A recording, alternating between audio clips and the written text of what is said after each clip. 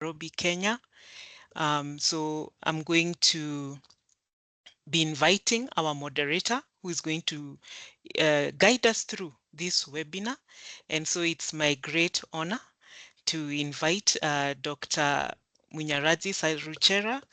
He is the director of the Africa Center for Inclusive Health Management, which is located in the Faculty of Economic and Management Sciences at Stellenbosch University in South Africa. And he currently teaches modules on ethics, leadership, HIV/AIDS management at various levels, from postgraduate diploma all the way to master's and doctoral levels. And Dr. Saruchera is an Ashoka Fellow since 2009 at the Stellenbosch University Research and Innovation Strategic Excellence Fellow, and he's qualified with an honors degree in political and administrative studies. He has a master's degree in policy studies and a PhD in sociology, and he has more than 30 years of professional experience, having worked in the areas of social change innovations, critical community development, community-based natural resources management, biodiversity conservation, health equity and management across different regions of the African continent. So he has quite a wealth of experience. He has also founded and managed a development consultancy firm for 10 years, probably slightly over 10 now, and offering a range of research, monitoring and evaluation, development and management advisory, and social process facilitation services. Dr. Saruchera has also published various policy briefs, popular materials, scholarly articles, and book chapters on a range of topics.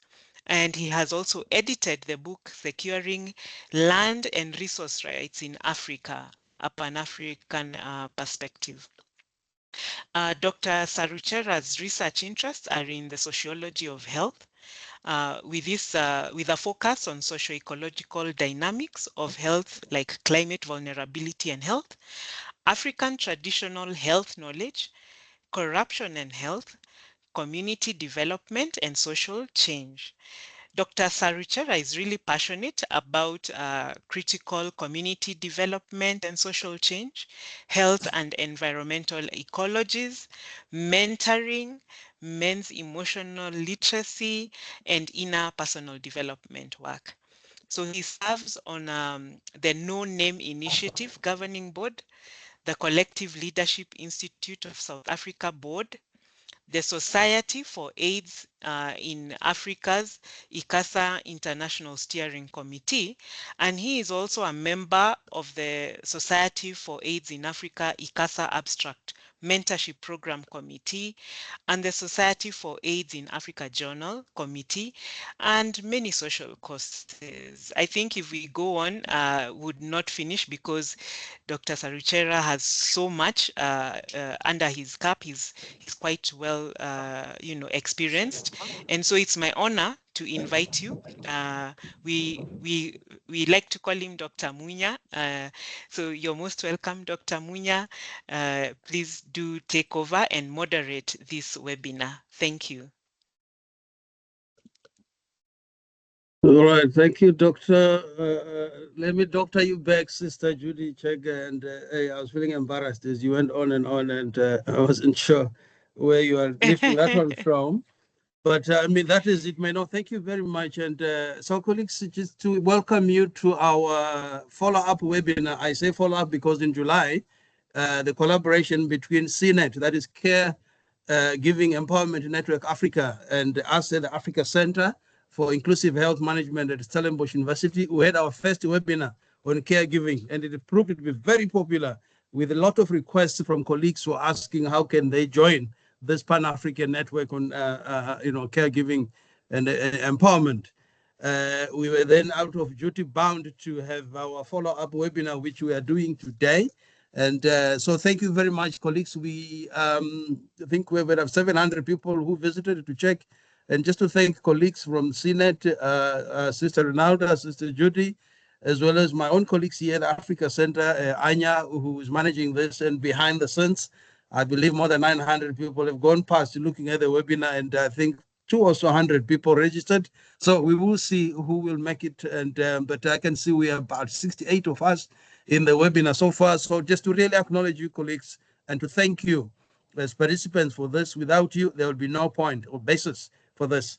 On a very sad note, to those of you who might not have heard, we just heard about the passing on of the veteran, a veteran politician, Raila Odinga. We call him Baba, which means father, from Kenya. I just learned that he passed on in India. May his soul rest in peace, and may his family and the Kenyans, as well as the continental Africa, may we be consoled and strengthened, remembering the work that he has done.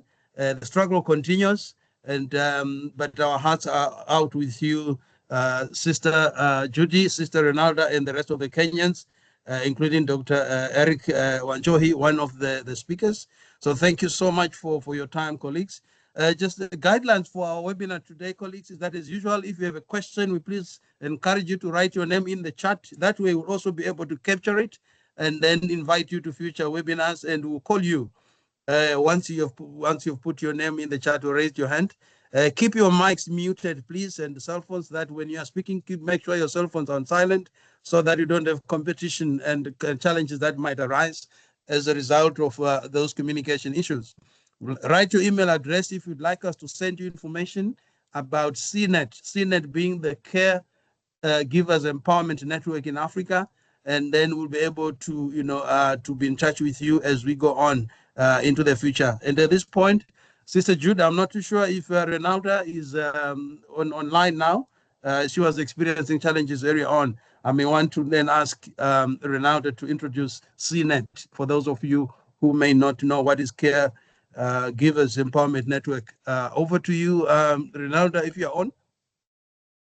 Uh, so Dr. Munya, Renalda is with us, but for some reason she's not able, her mic is having challenges, so she's not able to speak. So I will step in on Okay. her behalf and just say something about CNET. So colleagues, thank you. My name, as I said, is Judy Chege Ndongo from Nairobi, Kenya, and I'm a co-convener in the Caregivers Empowerment Network. So we call it CNET in short, and the Caregivers Empowerment Network was formed in 2024, and it came from a very small beginning where I started a support group of caregivers here in Kenya based on a personal experience I had of witnessing my sister taking care of my late father who had cancer. And I was able to see firsthand the challenges of a family caregiver. And with that, because my background is in psychology, I decided to do what I can to support caregivers. And so what we basically did was I formed this support group and would meet once a month online. And essentially, within that group, people would share experiences. We had a WhatsApp group, which still exists. And in that WhatsApp group, we have people who share their experiences, encourage each other, ask questions. And what you see on your screen is a voice of one of the caregivers from our WhatsApp group. I'll just read what she said. She said that since 2017, my life has felt like a never-ending struggle since my mom's health has been on a constant decline. In 2020, she broke her arm and had to undergo surgery. Not long after, she suffered a major stroke. It affected her speech and memory. She spoke in almost gibberish language, but if you listened closely, you could understand her. But in February 2024, her condition worsened. Her neck began swelling, and we struggled for weeks to get a proper diagnosis and treatment. We moved from one hospital to another. We took her to hospital while she was still walking. but she came out in a wheelchair. Since then, she has been mostly bedridden. So this is an experience shared by one of our members in the WhatsApp group. So this is the kind of thing people post, and people will respond with either words of encouragement, with similar experiences, and basically just giving each other that moral support. Um, and it's interesting to see the wealth of information that is shared on that group. If you need a wheelchair and you need to know where to get one at the best probably price, then you just post there and people will tell you, oh, I bought one from this and this place. So that's the kind of support that's been given in the group. So with that, the group continued to grow. We started 5 members. I never thought it was going to grow, but it organically grew through word of mouth, no advertisement, just word of mouth. And as we speak today, we have 205 members. And within that, as we began to see what people were sharing, a few members in the group, including our sister Renalda, who is not able to unfortunately speak much as she's here, uh, I've just thought, why don't we do something that has a bigger impact? And the idea was to look at issues of policy and advocacy in caregiving, and also to see who else is doing something with caregivers. And what we realized as we were doing what we were doing is that there were small groups like ourselves who are trying to work with caregivers, to empower caregivers. Some were disease specific, like we came across one that was specifically focusing on caregivers caring for people with cancer, another one for people with dementia. So we started speaking with these groups and started thinking about coming together to create bigger impact. And really, that is how the Caregivers Empowerment Network was born. And we felt that we needed to register this network as a non-governmental organization and make it a platform for all people who are doing something in relation to the well-being of caregivers to come together, share experiences, discuss on how we can impact policy in our different countries, because we realized that there were people outside of Kenya who were also doing something. And so this is why CNET really has an Africa-wide scope.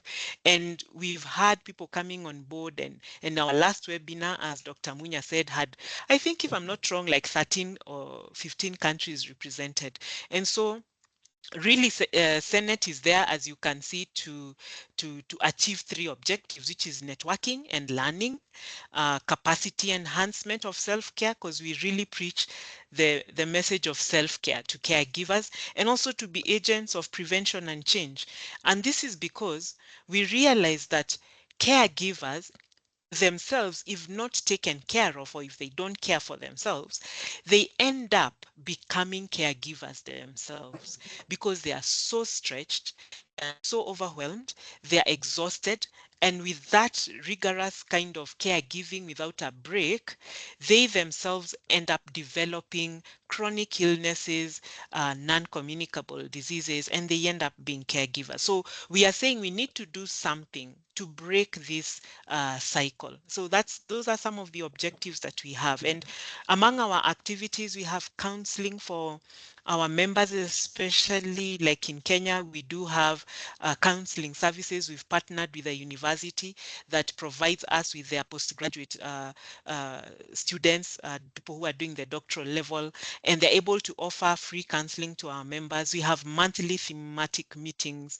We engage in awareness creation activities, and basically get engaged in what other groups are doing in as far as caregiving is concerned. We are in data, in advocacy and data collection. We've been able to input into documents that the Kenyan government, for instance, is working on, policy documents that are currently in the making, and we've been able to input into one of the national care policies. We were able to give our recommendations and thoughts to the document that was being developed. We've given input to the parliamentary committee that was looking at issues of caregiving. So we've been able to do something within this space of caregiving. So essentially, really, that's what we are all about. And we've been involved in small studies. We won't call them major research, but we've had surveys specifically for the groups that in Kenya are members of CNET, and we've been able to identify some of the things that you see there on the screen, that the burden of care mostly leans towards the female gender, and that it causes a lot of economic vulnerability because people have lost their jobs, closed down businesses, or even if they weren't working, maybe they were students, they are unable to transition into employment because they are stuck with caregiving. So this all-round strain really uh, brings out the risk of the cycle of caregiving. So I think I want to stop there. And essentially, like as we go on with the webinar, I believe Dr. Munya will be letting us know that if you're interested in joining CNET, you can just put in your email and your full name and your institution in the messages in the chat, and we are going to reach out to you. So I want to hand it back over to Dr. Munya. Thank you.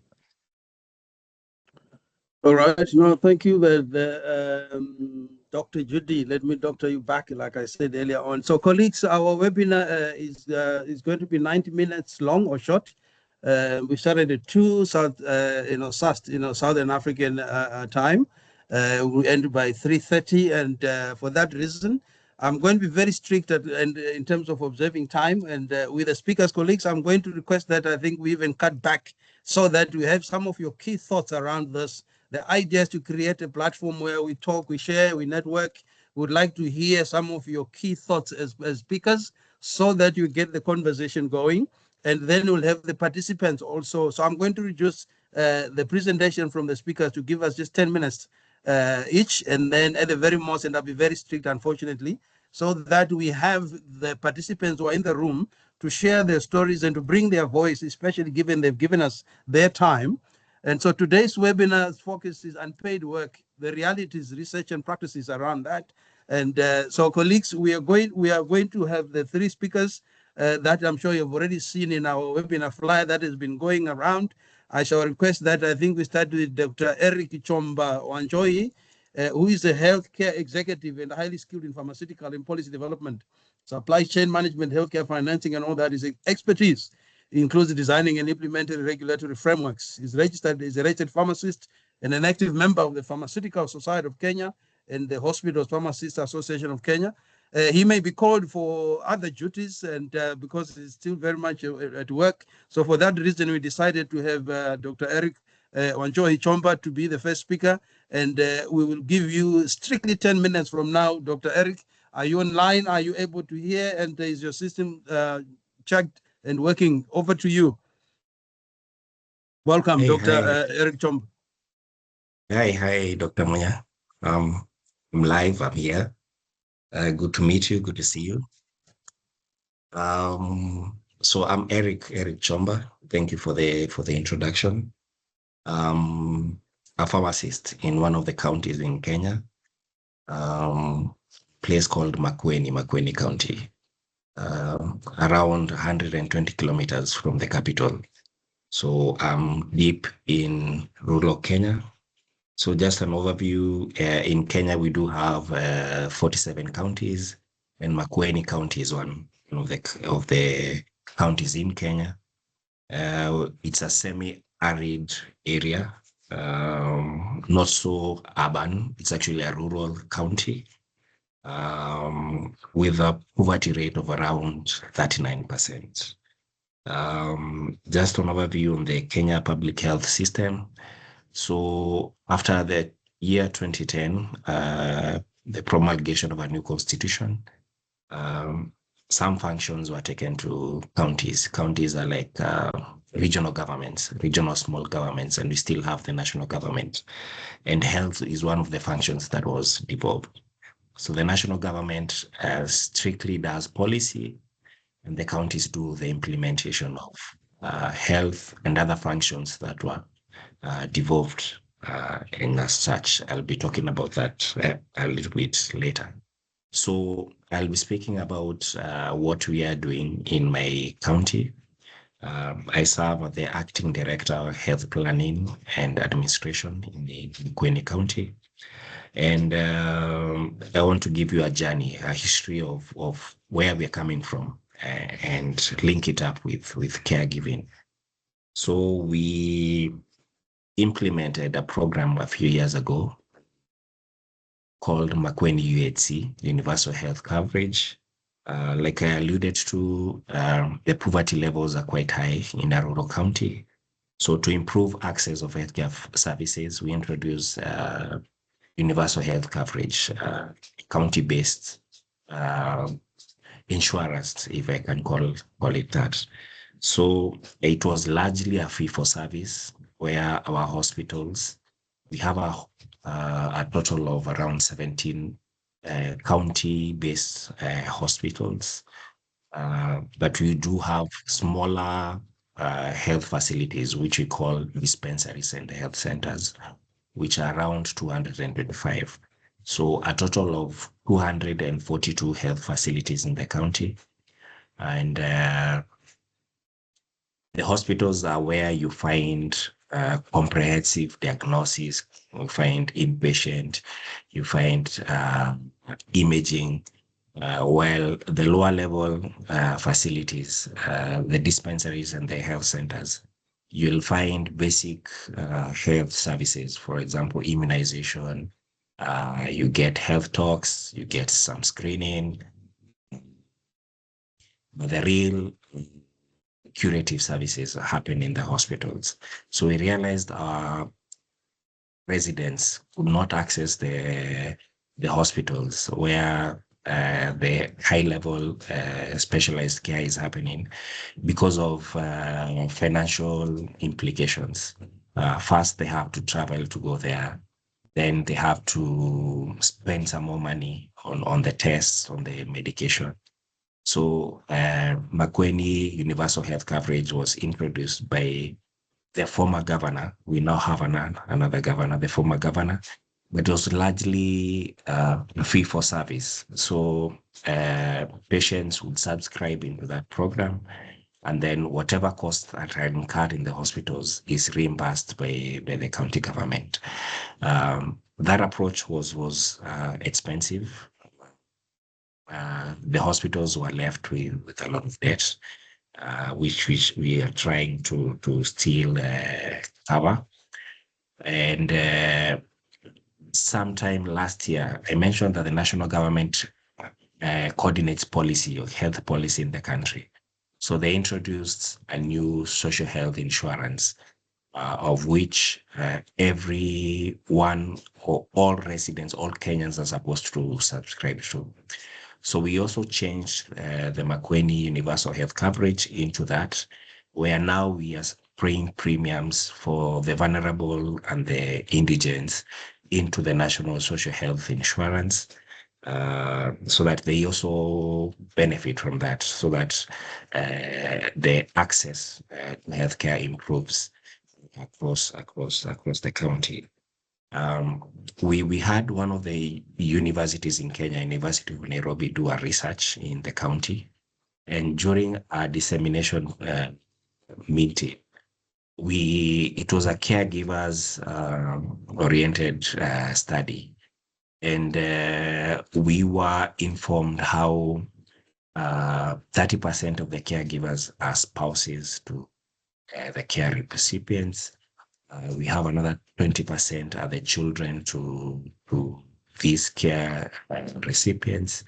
Um, the caregiving is largely household based. So key feature that we were missing in our initial universal health coverage was would subscribe the sick person and forget to subscribe the household. But now with this information, what we are rolling out, we are in the process of identifying the vulnerable households again, just redo it. And this time, given the information that we have about caregiving, we are focused not only on the care recipient, but also the household. If it's a man and has a wife, and the children in that household have to be subscribed, into the universal health coverage. That way, you take care of the sick patient and also take care of the caregiver to some extent, at least in terms of access to healthcare. So the beneficiaries will be largely non-communicable diseases, patients. We also have PWDs who are coming into that program. And this is one of the ways that we are trying to alleviate the financial burden, the catastrophic expenditures that are being experienced by residents in our rural setting county. Having said that, there's still a lot to be done. And I think key recommendation is advocacy work. Not many healthcare workers, not many even citizens from where we are, caregiving is not seen as a lot of work. It's like I said, a lot of the caregivers are spouses and family members. It's seen as an expected role, yet the caregiver is going through a lot as they do the caregiving. So I know there are plans, even from the research that was shared by the University of Nairobi, to scale this up to the national level and influence and advocate to have a caregiving policy so that other counties can come up and learn about caregiving, learn about their existence, give a voice to caregiving, and just make it known, not only to patients, but also to all residents in the country. So the financing mechanism is another thing that we need to also work around. Dr. Munya mentioned that the caregiving is unpaid.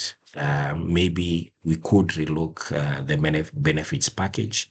We could see how caregivers can be, we design something within the existing social health insurances or any other pay mechanism or pooling mechanism to ensure that caregivers are assisted as they continue to live.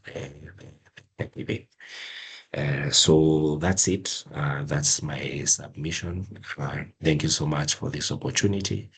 I am looking forward to the engagement to learn from fellow speakers and also the attendees so that we assist each other in voicing and doing the advocacy work towards caregiving.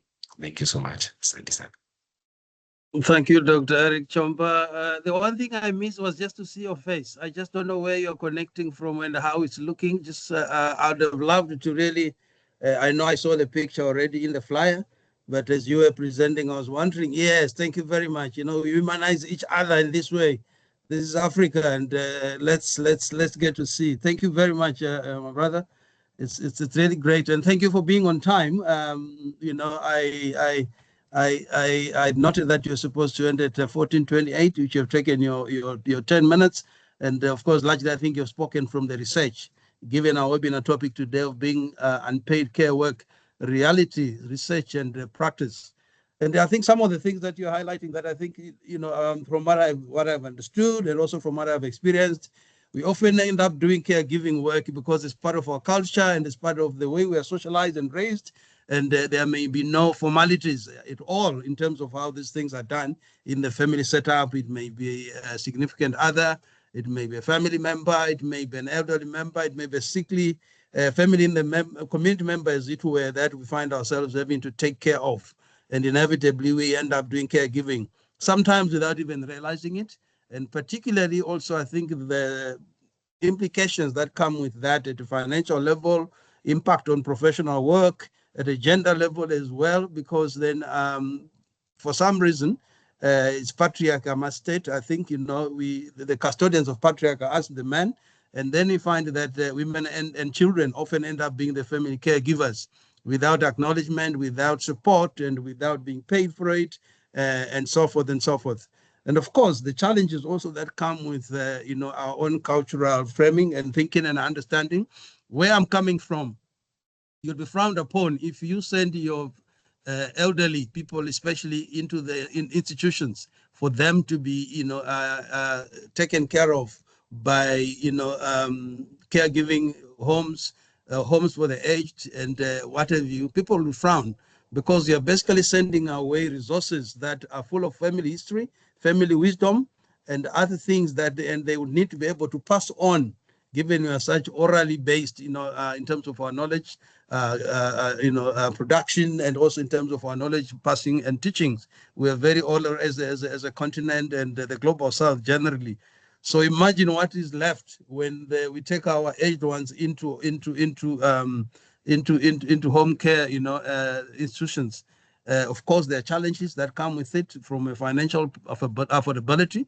There are also challenges that come with it, that when you remove, then the interface between children and the grandchildren with their parents or grandparents, what then does that mean? Is such a huge loss in terms of the passing on of family history and folklore stories and other things. I can go on, but I will then, I think, leave it here, and then we'll go on to call on to our next speaker. Dr. Ali Ahmed Shanab, are you on the call? I just wanted to make sure I'm not seeming to be able to pick up. If you're in the call, you'll be coming as a third speaker, but I needed to just make sure that you're in the call, or we are having some issues so we can get the colleagues to reach out. Dr. Shanab from Egypt, are you on the call?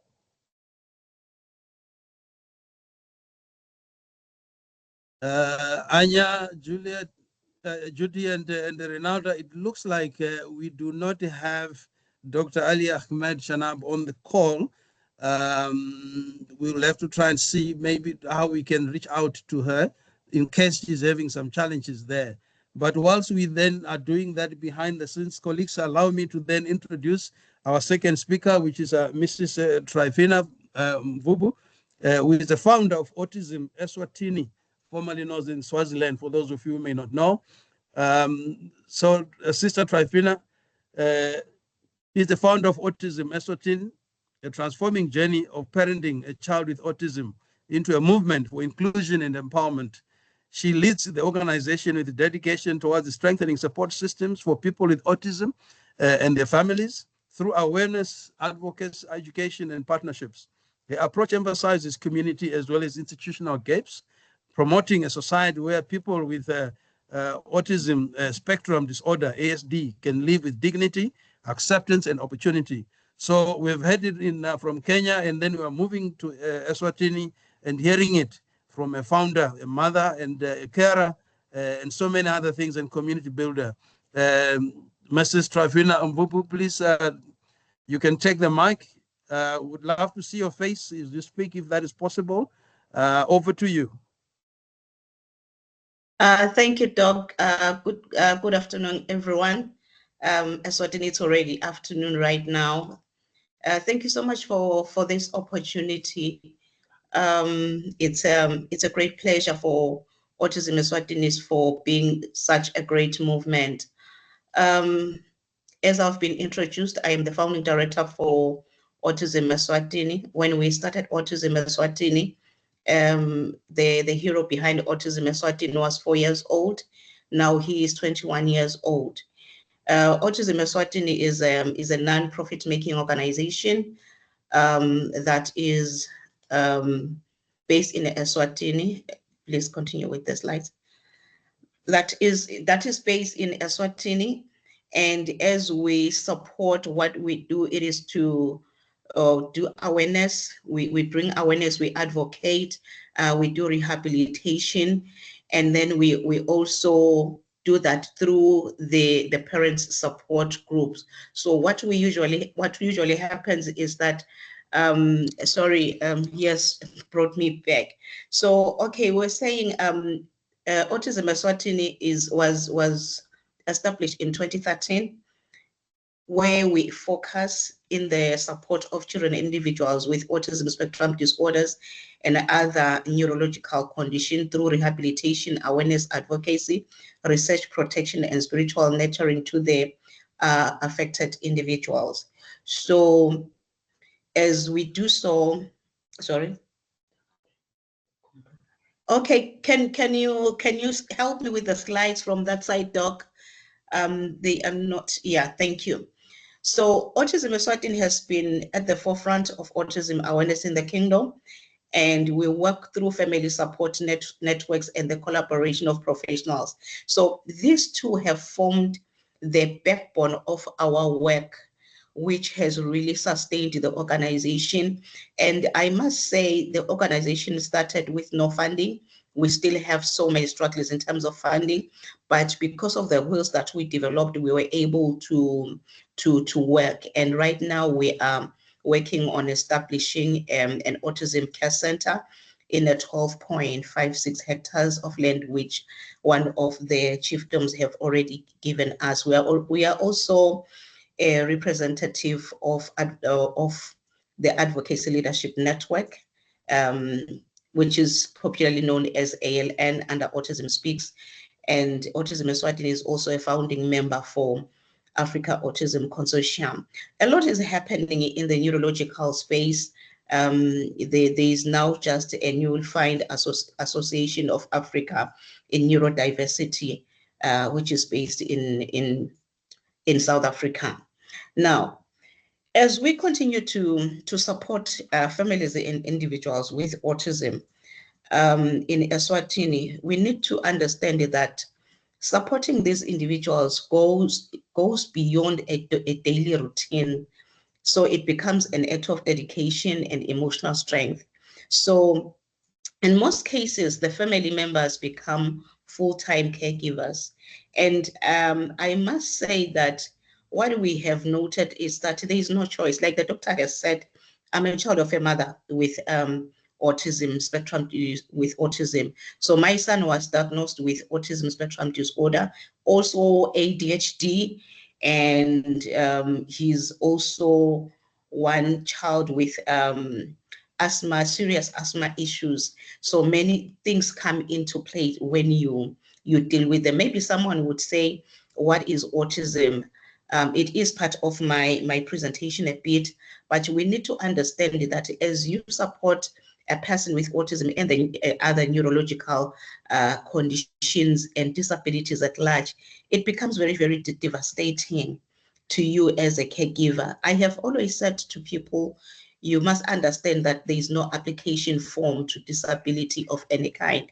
And because of that, it becomes very difficult, both for the client as well as the caregiver. Now, so as we please continue, so as we continue to support individuals with autism, what happens is that I'm sorry, the hand on the other side. Yes, thank you. I've already spoken about what autism is. So now we need to understand that caregivers play a crucial role in the emotional and educational health and development of disability of individuals with autism. We have to coordinate therapies, manage daily routines, and as well as a safe environment. Now, being in Africa, we need to understand that we have challenges in terms of accessing these services. So despite that, as caregivers, we need to make sure that the person you are taking care of is always taken care of well, and they are able to thrive. But now, whilst you are doing that, it puts more strain on you. From the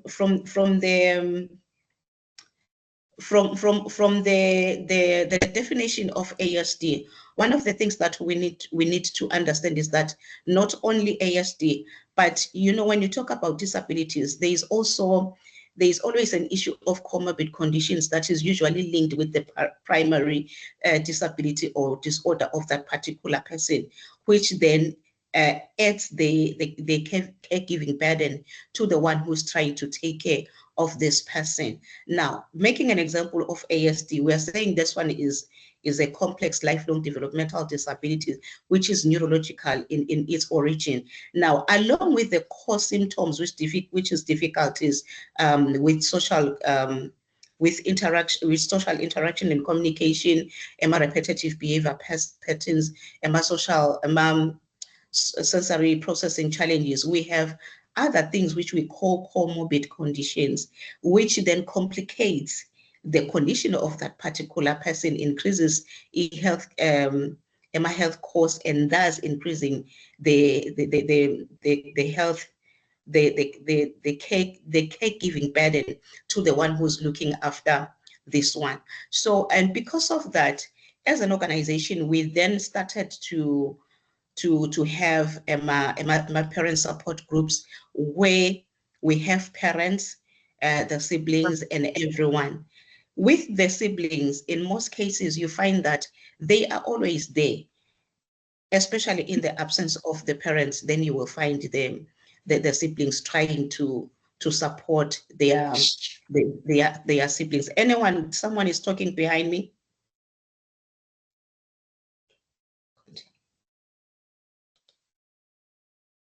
I don't know who could be. Please proceed, Sister Travina, because you literally have got 3 minutes left, and ignore any noises. Okay. It's not coming from us, or maybe it's people who are not muted. Sorry about that. All right, thank you. Okay, so I want us to take note of the fact that as you try to take care of a person with autism, either you are the mother, the father, or the grandparents. We are seeing a lot of grandparents taking care of their children with autism and other disabilities because maybe the parents are not there. And then in the absence of the parents also, we also have siblings as Emma deputy parents. Now, we need then to help, especially with the sibling, where we develop where we help them to develop a strong sense of empathy, patience, and leadership, so that as they continue, they are able to move forward. Most of the siblings, you find that as they support their siblings, then their lives usually come to a standstill. They are not able to, some of them are not able to continue with their education. Some of them are not even able to get employment. Can you continue? And then we also have issues where the caregiver maybe is a grandparent, where now the grandparent is needing care herself, and then this one also needs care. So there is so much support that is needed in the space. Hence the reason why, as an organization, I think we appreciate this movement where we will find ourselves in a position where we are able to support from the family level as well as to community level, where we have the national caregivers who then support some of these people. Doctor, I was also thinking maybe we will also have an element of engagement on these ones because there is so much that is happening now. So we also need to take note, as my other colleagues have said, that under this, in most cases, you'll find women taking care. But in our space, we are also seeing men doing it alone, and therefore there is so much support that is needed in the space. So my strong request would be support from the family level up to government level through maybe rural community health motivators, so that everyone is able to get the support they need and decrease the burnout. Thank you. Very much, Sister Travina. There are colleagues who have heard it from research, who have gone to practice and to hear what is actually happening, and not people who are theorizing about these things, but they are actually going through the challenges, and it's a lifetime commitment. And imagine Sister Travina also has her own, where would she get the time to be with herself and to be with friends and to be in whatever she may want to do. The practical challenges of traveling and when one having to support a child with autism as well as to own career and other interests and ambitions. Anya and Jude and Ronaldo, any success in getting hold of our third speaker, Dr. Ali Ahmed Shanab? Yes, I understand she's on board. Yes. Is on the okay, right. So, colleagues, then with that, and thank you, Sister Trafina, for ending right on time, which will then create and leave us with some time to discuss, and so that we get a richer outcome and engagement out of this. Colleagues, allow me then to introduce our third speaker, Dr. Ali Ahmed Shanab, who is a public health researcher and inclusive development practitioner that is dedicated to improving outcomes for underserved communities through evidence-based program design, healthy nutrition interventions, and disability-focused research. She's the founder of InLab, that is based in Egypt. Previously, she led national uh, resilience and evaluation programs at the Egyptian Food Bank, collaborating with the Food and Agriculture Organization, FAO, UNICEF, WHO, and UNDP to translate research into policy and field-ready tools. I don't know, colleagues, if you are noticing what is happening here. We were in East Africa and Kenya, and then we came down to here to Southern Africa from Swaziland, and hearing the very different perspectives and texts in terms of unpaid care work, what are the realities, what are the research issues, and what are the real practices that are coming out of this, exploring support care and empowerment of caregiving. So I think on that note, then, colleagues, I'll hand over to our third speaker, Dr. Shanab, over to you. Please knock our shoes and socks off. Over to you. Yeah. Are you able to show your face, if by any chance, if possible, from where you're connecting? I'm good. Please let me know if my voice is clear or not. It's very clear. I hear you. I hope it is the same for others, but I can hear you loud and clear down here in Cape Town, from north to the Thank southern you. tip of the continent. Over to you. Please go ahead. Thank you so much for the wonderful introduction and for holding up the space for the caregivers and silent stakeholders on the process and system. Thank you everyone for investing the time. I stand before you wearing two hats today. I'm a mother who has lived a quiet battle as a caregiver for a pretty girl with Down syndrome. She's 11 right now, and a researcher who has spent years trying to decode why evidence so often stops short of real change. This question of why programs with perfect reports still fail to touch people's lives at the heartbeat of why we implemented Impact and Narrative Lab. We called ourselves as a think, do, tank. Because we don't believe in thinking that stays on paper. At InLab, thinking is only the beginning. Doing, testing, iterating, and transforming are what we follow. I do believe if someone can help me in sharing the slides.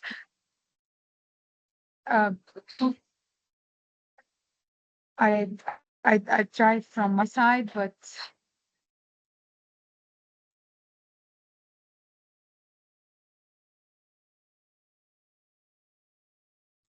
yes, thank you so much. Thank you. There's much help. Yes. Next. Actually, we born from this frustration that still so many meeting rooms, thick M&E processes, reports, colorful dashboards, and yet the lives that we intended to serve and to improve remain unchanged. So we flipped the question, and instead of asking how can we measure impact, we began aspect how can this measurement create impact. The shift from data for accountability to data for transformation is what defines us. And we work across health, education, and social innovation in Egypt. And the wider approach, we just signed an MOU with Opinion AI in MENA region based on Saudi Arabia. So we're hopefully being impactful, not just in Africa, but also in the MENA region at all, helping our partners to design evidence that preaches. So not just the logical framework, but the live documents that speak to real people. And our team blended, you can see them in the photo here. They are coming from science, from social backgrounds, from public policy, from public health. So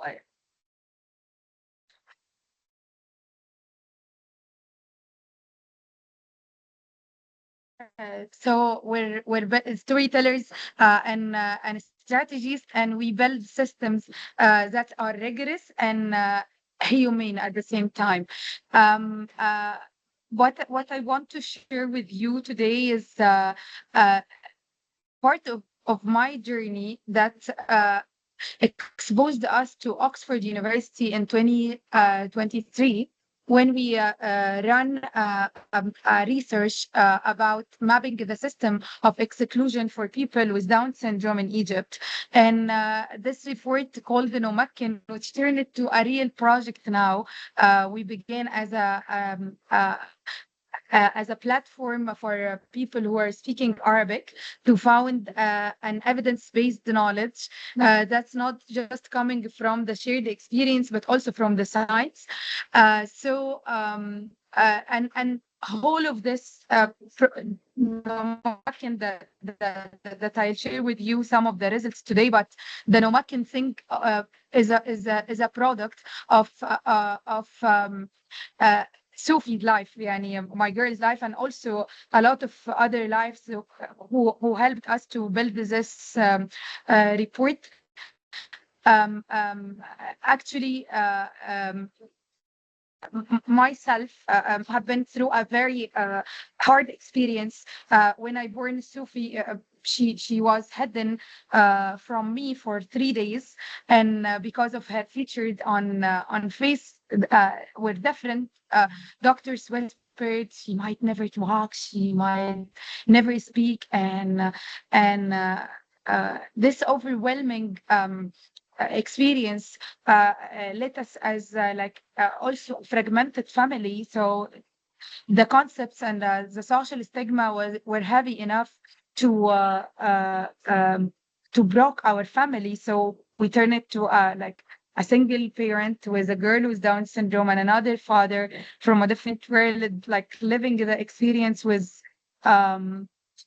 different perspective, I'd say. And that gave me the space to experience the healthcare system, the educational system, the social system from different perspective as a single mother. And that's why Nomakin came as a possibility. In Arabic means enabling people as an attempt to understand why does exclusion start at birth and follow families all their lives? Why do so many caregivers suffer in silence? And through mapping the system that you will meet in the next slide, we met a lot of families, and the data that we got through the focus groups across Egypt. Please, if we can go for the next slide. Yes, this map is produced from very living experiences. We did a lot of focus groups with and workshops with mothers and fathers, and asked them about the engines and exploring how the exclusion system solidified itself in Egypt through different clusters. And as you can see, the social stigma is not just a social attitude; it's an engine for the exclusion, and it drives the whole system of exclusion from hospital to classroom, from policy tables to living rooms, and what we discovered that the health system often greet parents with pity instead of partnership, or even creating roadmaps for them. And families they spend almost 4 times more any other kid or peer for kids with Down syndrome, and this is not just for therapy but also for unavailable and inaccessible normal baseline and infrastructure for people with disabilities in Egypt. Many professionals still carry the assumption that disability equal limitation, not potential, and that puts more and more pressure on the caregivers, because instead of the educational system being the gatekeeper for us, and to direct us what to do with and what's the equalities, that's the equity of being a mother or a father for a girl or a boy with Down syndrome.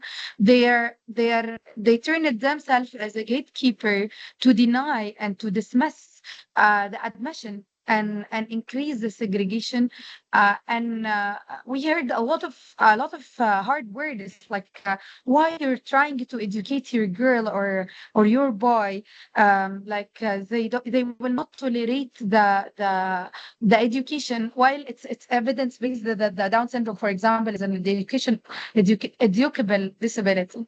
So this put more pressure on caregivers regarding the time. So we're turning them from productive citizen to also limited resources in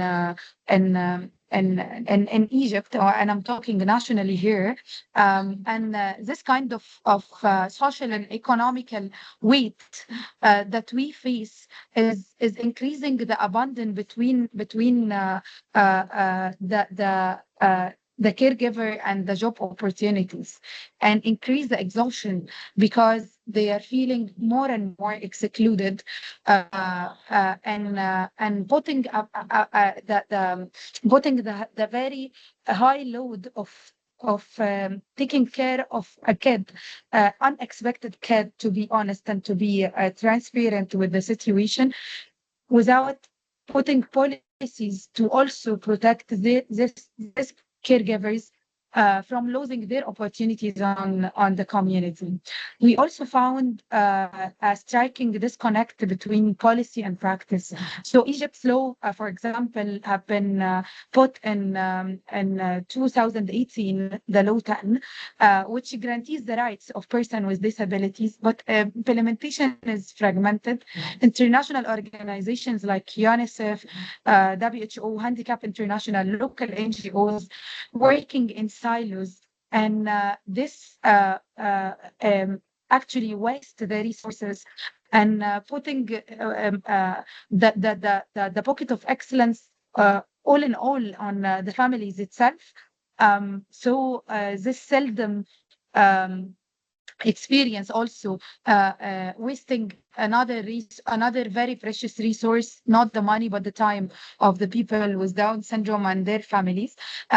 So and you cannot get their ages back, and it means that this is very foundation of inclusion, reset of invisible labors, which is the families, mostly the mothers, unfortunately, and that's put more pressure on the woman violation and conservative cultures like Egypt. So every fail is the fail of mother, not the fail of the system, and that put more and more pressure on the shoulders. And this gap between the policies and realities is manifested in the social fabric. in many ways. So our finding leading to a simple conclusion that the caregivers are not a welfare groups; they are an infrastructure to the system, and to dissolve such a web, which is like a malignant web I shared with you today, it is the right moment. So thank you for the taking the voices into reality and action by building the caregiver network. And I reimagine our social protection programs as an active, solid systems, and instead of just our personal initiatives. Financially, it's a big burden, and that's what we found. Like for X, instead of their peers, the Dr. performance Ahmed, of sorry, I'm going to ask you to stop in a minute if you may. yeah, Would that be please. okay?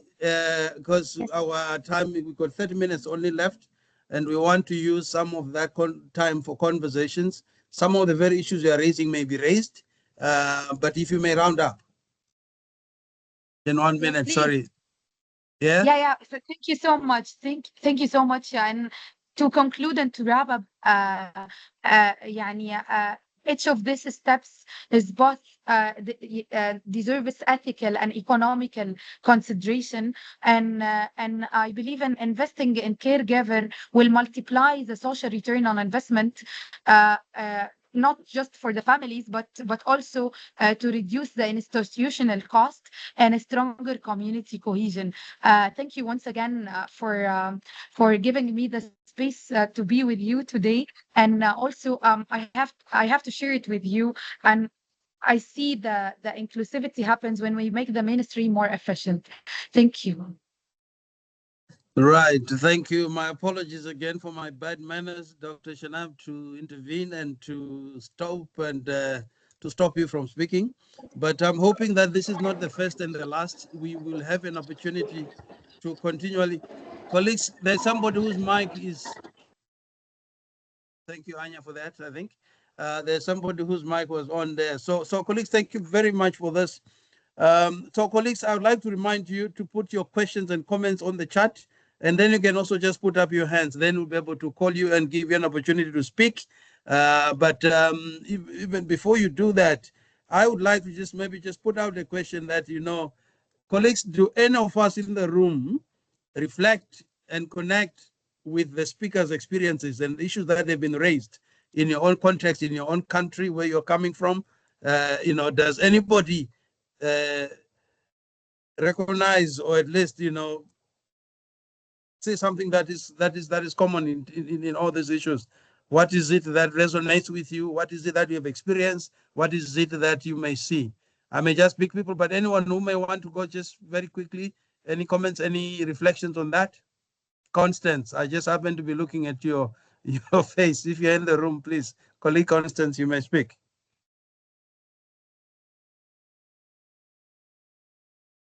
And colleagues, when you speak, please do say your names and where you are calling from. Your name, your organization, and country, just so that we all get a sense of where you're speaking from, and then how different all these contexts can be. Anybody? Yes, B Modak.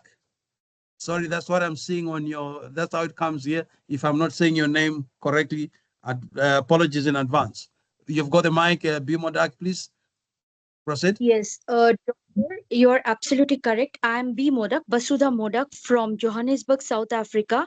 I am an executive member of the Autism Africa Consortium and also a founder of the Future Ready Foundation, South Africa.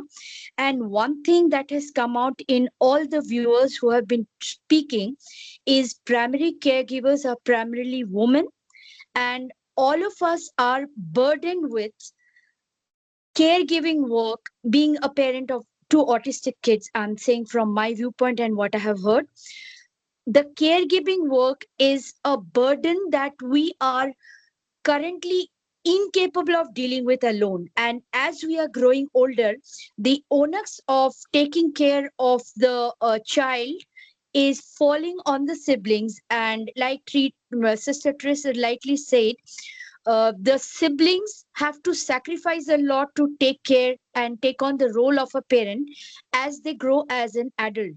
And like Dr. Ahmed said just now, that parents are presumed to be capable of caregiving, and no one understands or recognizes that this is a thing that needs to be shared. Like when we are talking about nursing, like we are talking about providing education to the child, we need the support of a community to help us give the best available opportunities for our children, whatever their age, because it doesn't stop for our kids at the age of 18. Some of us have to think every day that our children should not outlive us, and that's a reality. We might have to be taking care of our kids till they are 60, 65, 70, or till we are dead. So a community support system is very essential currently for the caregiver needs to be met. And that is what I have got out from the summary of the whole conversation that has happened now. Thank you so much, Doctor, for the opportunity.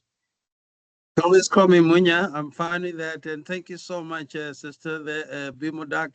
You've made my job very easy. You have summarized it. But key things I'd like to highlight, which I also pointed out, are because this is social reproduction work, and often it goes unpaid and unrecognized and unsupported in many ways, with very serious gender dimensions. This falling on women, as you have rightly said, that is the dimension, the gender dimension of caregiving. And then what then happens? And I saw a quotation in Dr. Ahmad's presentation that I think there's a quotation of somebody who spoke. It was on the slide that was almost saying something to the effect that your own life as a caregiver, it comes to a dead end. You then become, your full-time job is to give care to whoever it is, and often children or family, and then you'll have no dream, no aspirations for anything else, because one's life is that. And what does that do to one's health, one's mental health, and so many other issues and burnout issues that then arise? And in the end, you find people even sometimes committing suicide, or they are also having serious, issues that then happen, from health, sometimes undiagnosed until it is quite late. The other issue that has been raised, I think, is to do with skills. There's no training, it's self-taught. And often falling again on the women to say, okay, fine, you wake up with a situation where you have a family member, it may be an elderly member, it may be a child, without any support whatsoever, one having to learn on the job, learning from community, learning from others who are facing the same challenges. And where is business, the corporate sector in this? Where is government in terms of support from a policy level, from materials, and also even to support both the care and the one who is receiving the caregiving in that regard? Because often where there's a bit of support, they often focus on the one who is receiving the care without thinking about the caregiver in terms of their health needs and then other material needs. So thank you very much for that, Bimodak. I hope you have put your names and email there, and quite happy to find, I think, the Autism Africa Consortium and the networking that will need to continue happening, colleagues, with Sister Trifina there, and even with us at CNET in Africa Center. Let's have these conversations going. Let's get there to share experiences and insights. Josephine Misaro, over to you. You can take the mic, and what is your take and insights there? Good afternoon, everyone. Can you hear me? We can hear you. Josephine, where are you from, both organization and country? Yes, my name is Josephine Misaro, like you said. I am a trained gerontologist, and I work at the University of Nairobi, teaching gerontology and other sociology courses. Now, I'm very happy for this webinar because it's talking to what I have lived and what I've experienced. Now, one thing, like Dr. Munya has said, what we are lacking is support systems. My area is specifically for older adults. When we talk about gerontology, we are talking about aging studies. So my area is in older adults, and specifically my research is for people living with dementia. These are people who cannot care for themselves, and therefore they need a caregiver. And just like other speakers have said, the caregivers end up to be family members, either a spouse or the children. And so they carry the burden of the person living with dementia. And so, not going into detail, first of all, I teach gerontology. I teach students who do gerontology, and you find that they are very ignorant about the senior citizens, or like we call them in gerontology, old adults. They have no. And if you ask them how long somebody should live, they say 50 years. They think after 50 years the person is too old and the person should die. And so when you share with them that people live beyond 50, people live to 80, and people have this kind of disease, it's something that is new to them. Again, in Kenya, and I believe in most African countries, we still do not believe, and Dr. Munya, I think, talked about this, we still do not believe in assisted living or care homes, because we believe that when you take your parent to a home, in my society, we call it like throwing away, throwing in quotes, throwing away your loved one. Somebody cared for you, and when it comes to the time of giving back in terms of caring for this person, you are throwing them away. So again, the burden ends on the spouse and the family members. But not to talk much, because so much has been said, I'll be repeating myself. What are we doing to encourage support systems for these caregivers? What are we doing to sensitize the community, the society, the government, the NGOs to be able to offer support systems to prevent what Dr. Ahmed said, burnout? And of course, this is what happens because there is a lot of physical, psychological, mental, and other kinds of stress that lead to burnout in the short term, and in the long term depression that can cause multiple chronic diseases like arthritis, diabetes, high blood pressure. So what are we doing to sensitize organizations to come to the aid of the caregivers? Thank you, Sister Thank you. Josephine, for that. Colleagues in Kenya, Judy, Rinalda, I'm hoping you are connected with Sister Josephine. The studies and the work that she's doing is very critical. And if not, and I'm hoping that Sister Josephine has added her contacts. If you're not already connected from that end in Kenya, would love to have very dedicated sessions in future around some of these issues and issues coming out of research. Sister Josephine, you've raised a number of issues. I think for me, what I'm realizing is that at the end of the day, the whole issue of what you're saying, throwing away our sickly and elderly, parents or family members by putting them into institutions, which is not affordable for most. And again, because of the social welfare systems that are not in place and where the resources are also not in place for most of the organizations, there's that challenge that we tend to then have in terms of the support systems. But over and above that, I think there are so many other challenges. From what I'm hearing, from what's happening in Egypt, from what's happening in East Africa and Kenya, from what's happening in Southern Africa. Last time in our first webinar, we had the same issues being raised again from Ghana, West Africa. I may not know what could be happening, in Central Africa, but I can tell you that it is the same.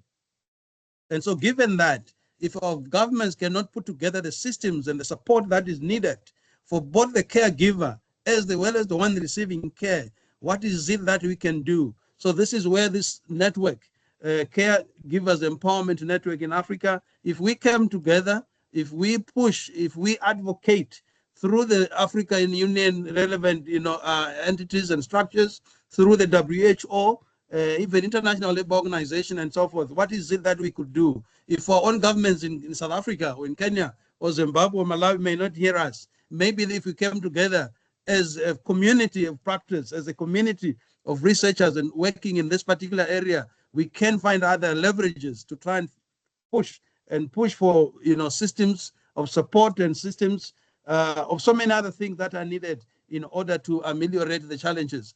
I've seen a number of hands. Carissa, I'm coming back to you. There was a Lamis. You made a comment. If you may want to just voice it out a bit, colleagues, I'm going to request that let's make it very short and not really long, because there are so many of us that are also raising their hands, and we don't want to have another conversation altogether or presentation. But very quickly, let's not repeat the issues. We may just indicate for emphasis. Judy, I see your hand. Lamis, if you may want to speak, then followed by Mbalenke Masuku, who is coming from, people write sometimes realizing that this is an international webinar, colleagues. If you say you're from the national department, then I don't know which country you're coming from. We got people from different countries. So Lamis, then followed by Masuku, and then you'll have Carissa Peterson, and then Judy. If that is fine. Judy, is that an intervention or comment or question? Just so that I know where to place you. It's to read questions that are in the chat. Thank you. Okay, that's fine. I'll come to you. Lamis and then Ms. Masuk and then Carissa in that order. Very quickly, colleagues, if you go too long, I'll stop you. Over to you, Lamis.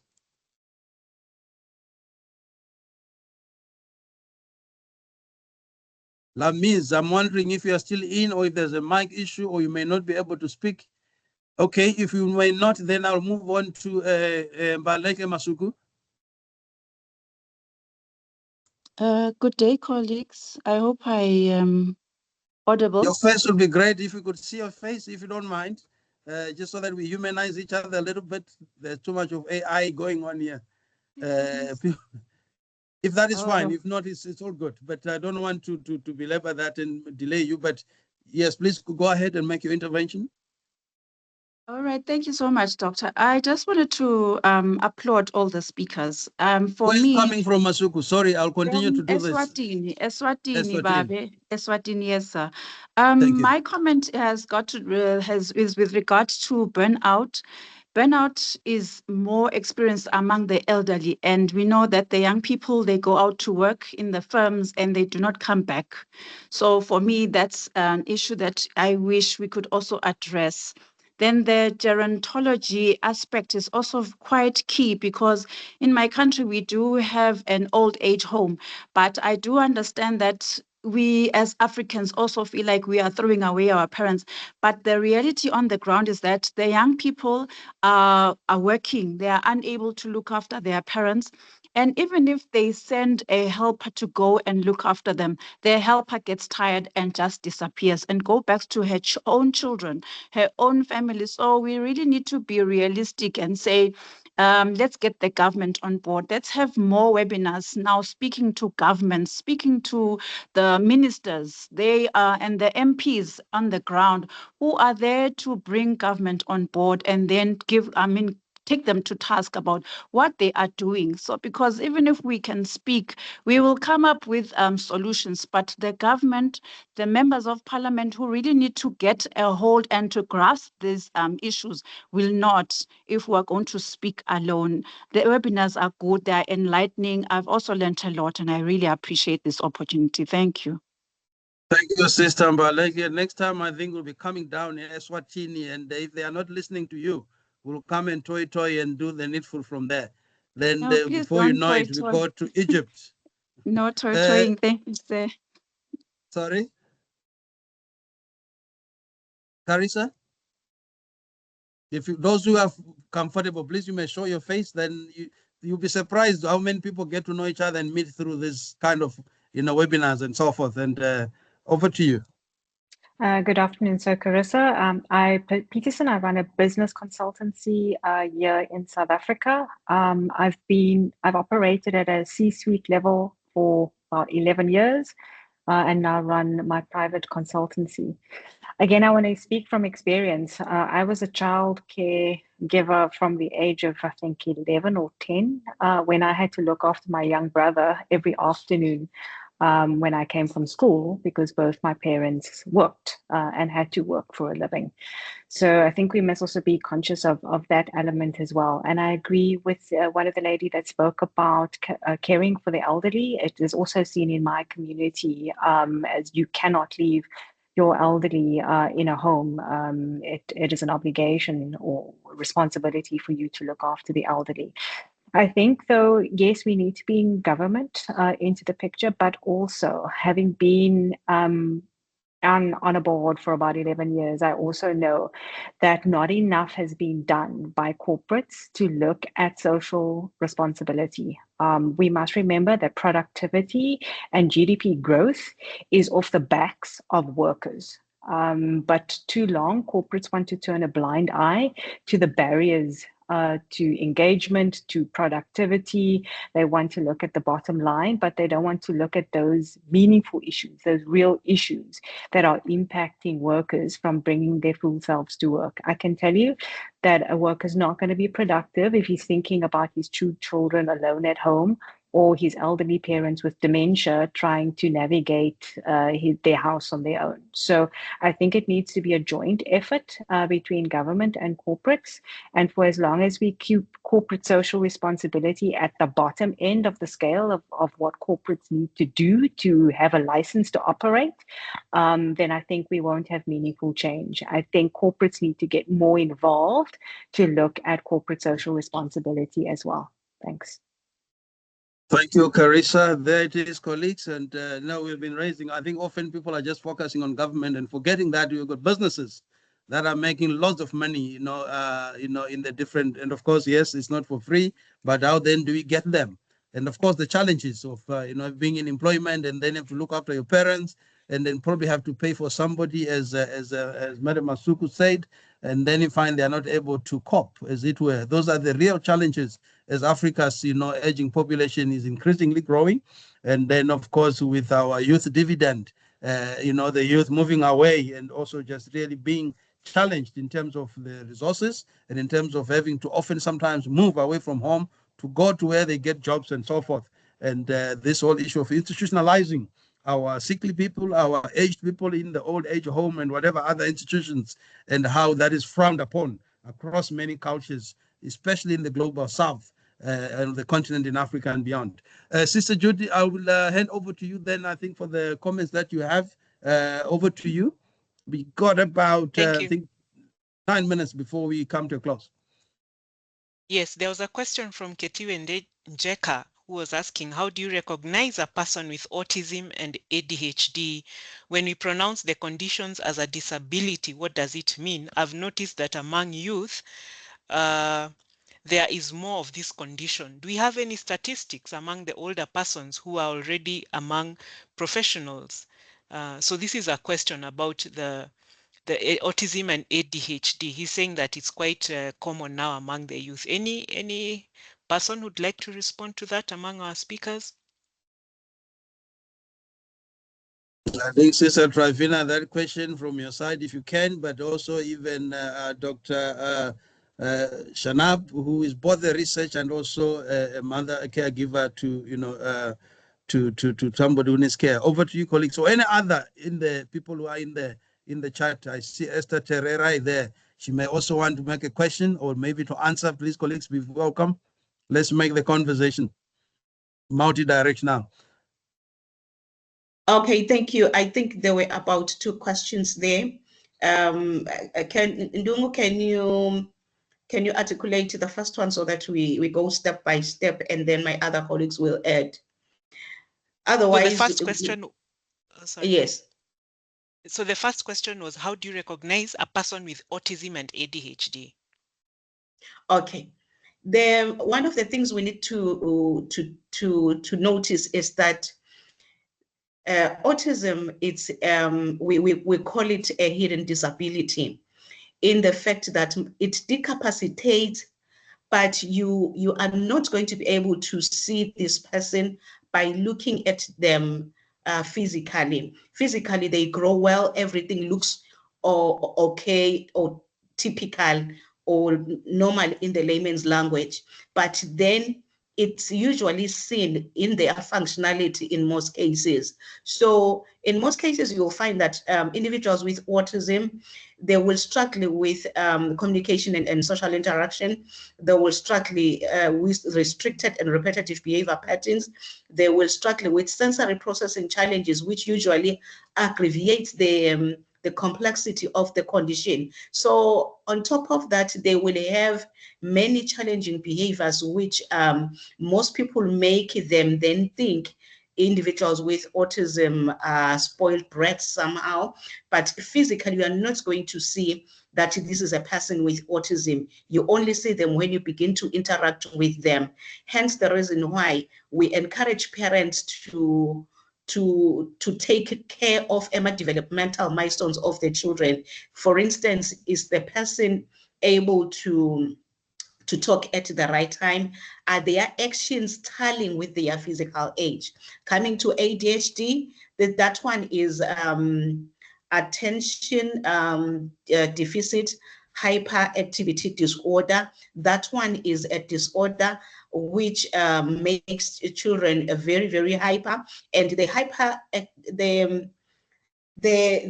activity is not only physical, but it starts with the brain. Hence the reason why when you go to the hospital, Ritalin in most cases is usually given to children with ADHD to help them tone down and be able to do things and learn in most cases. But then if we have another webinar, maybe where we can have like 5 to 10 minutes just to present on this one, we can, but maybe my colleagues can add as well. But otherwise, what I can say is that there's a high, in fact, autism has been declared the fastest growing developmental disability globally. Right now, it stands at 78 million people affected by autism globally, and WHO now says 1 in 100 is affected by autism. And in most cases, individuals with autism, they also have ADHD, much as it is two different conditions. Thank you. Thank you very much. I don't know if anybody wants to add, but I think the second question was on the statistics. Do we have any statistics of autism for older people? Because the question was, do we have for ADHD and older persons who are already probably even professionals? In terms of, there is anyone who... Okay, but according to my knowledge, we usually have statistics of autism generally. But what we need to understand is that when the person is old, it should have started in their early ages. They grow into adulthood, so you will find them. Okay, thank you. I think the rest, Dr. Munya, are comments, not questions. And looking at the time, we may not be able to read all the comments. I don't know what you advise, Dr. Munya. No, thank you. Let's see what happens. Esther Terera has got the hand up, and I think let's see what they have to say. Esther, over to you. Be it a comment, be it a question, even a proposal or suggestion, or donations, by the way, for those of you who may be in the grant making space. We don't want to limit you. Over to you, Esther. Hello, everyone. I just want to comment on Your name, Esther, where you are coming from, the organization, and your profession, if you can, please. Oh, sorry. I'm living in United Kingdom. I work as a support worker, and I just want to comment on the aspect of autism. It's difficult to diagnose autism, like doing it as at family level. So I would propose that people seek professional help, because there are many, this autism comes with other mental challenges usually, and we cannot just say this one is autism. And looking at the African context, in most cases we just say this person is mad, is behaving somehow, and we now start to discriminate those people, making decisions for them, and they become frustrated. So, but one aspect that stands out for the people with autism is following routine. If you disturb their routine, they can even beat you. So you need, because you have disturbed their routine, they can be conflict. So we need to know their routine, and we need to put effort in not changing what they want to do. And the other thing is what policies are there for these people to be protected. For example, the Mental Capacity Act,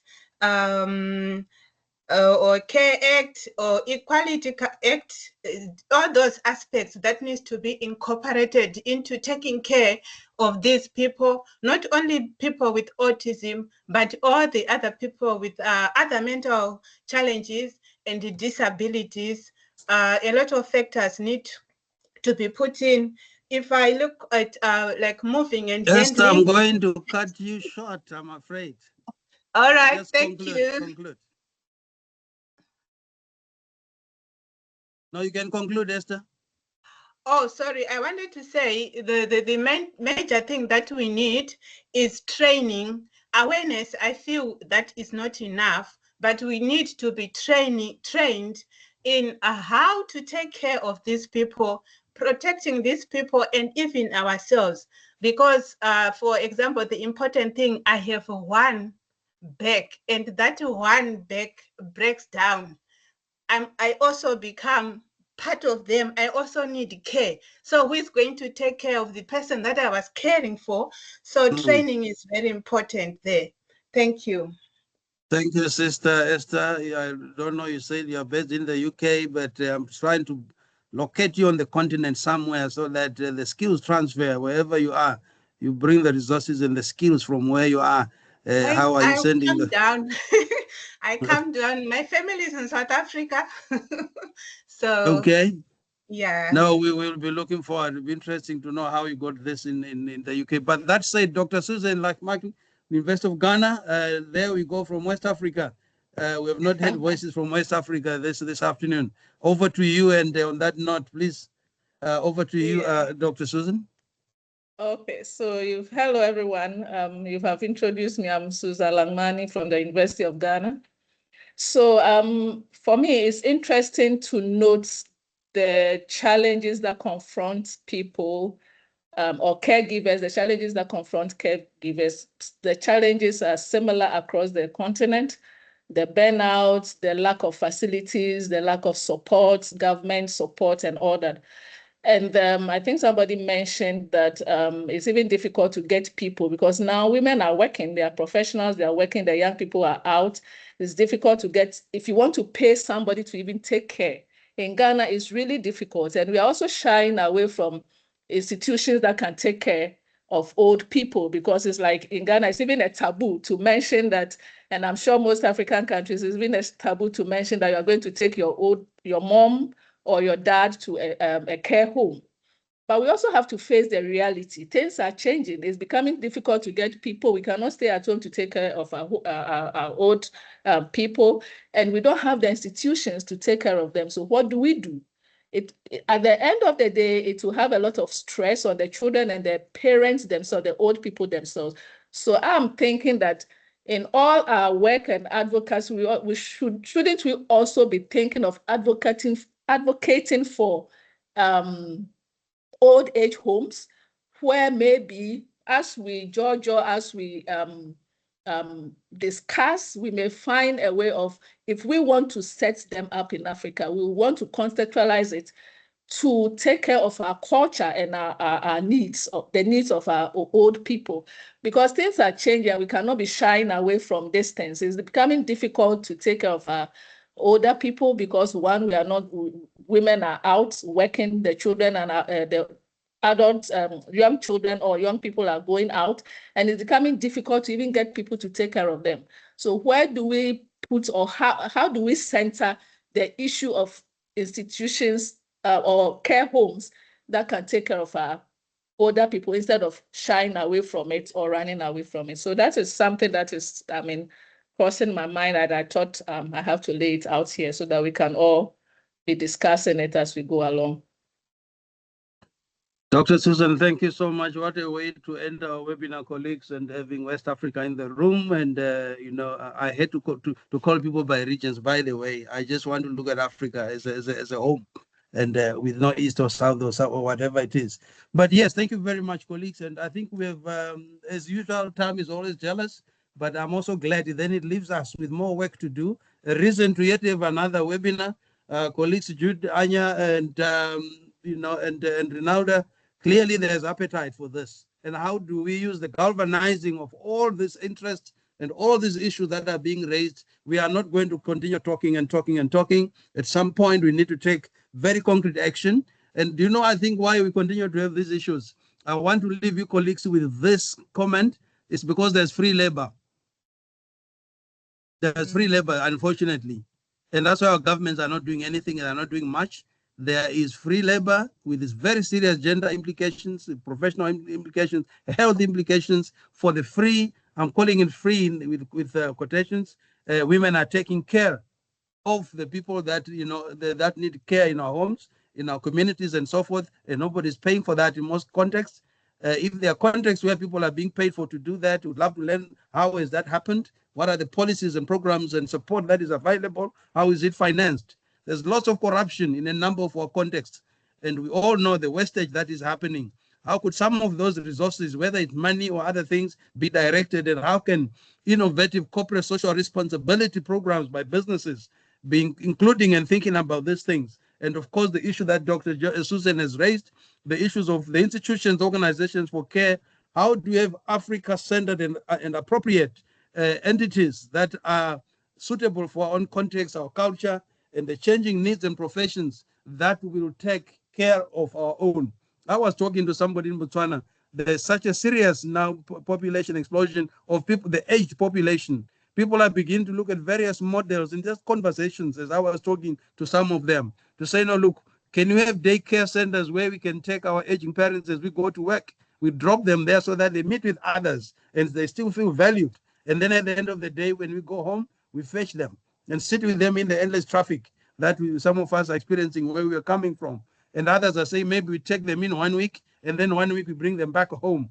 People are just really not sure what to do anymore. But these are really the challenges, and I think it does call for innovation from from us as practitioners, as researchers, as scholars. What is it that we can have that is Afrocentric? And Africa is not the same, but at the same time, most of the issues really that have raised those challenges. How then do we come up with a model that will be able to work and that suits our situation and context as we speak today? Yeah, so I think with that, colleagues, I'll leave it that, and then I'll hand over to Judy or Rinaldo, if you are now able to speak, then for the vote of thanks. And that's from my side. And from our side, also Africa Center is a collaborator on this webinar. Thank you so much, colleagues. And over to you, Sister Jude. Thank you, Dr. Munya. A special thanks to Stellenbosch University, Africa Center. We are so grateful for the partnership and the work we are doing together. Special thanks to all the speakers. We had Dr. Alia, Dr. Eric, and Mrs. Mvubu. Excellent work. Thank you so much. We are also very grateful to Dr. Munya for moderating this session. You are excellent at this. And thank you to all participants. This wouldn't have happened without you. Thank you for those who spoke, those who wrote in the chat, and even those who are following us. Thank you. In a special way, Anja, Rialdo, you've done a lot of work in helping us put this together. And thank you also in a special way to University of Nairobi. I know you asked whether we are in touch with Josephine Misaro. We will reach out to her, but we do have something we are doing with the Arua Center based at University of Nairobi and funded by the IDRC. So we also thank them. So thank you very much, everyone. For all those who've been asking how you'll get the slides, just ensure you've put in your email address in the chat, and we will ensure that we reach out to you, as well as information about CNET. Thank you very much.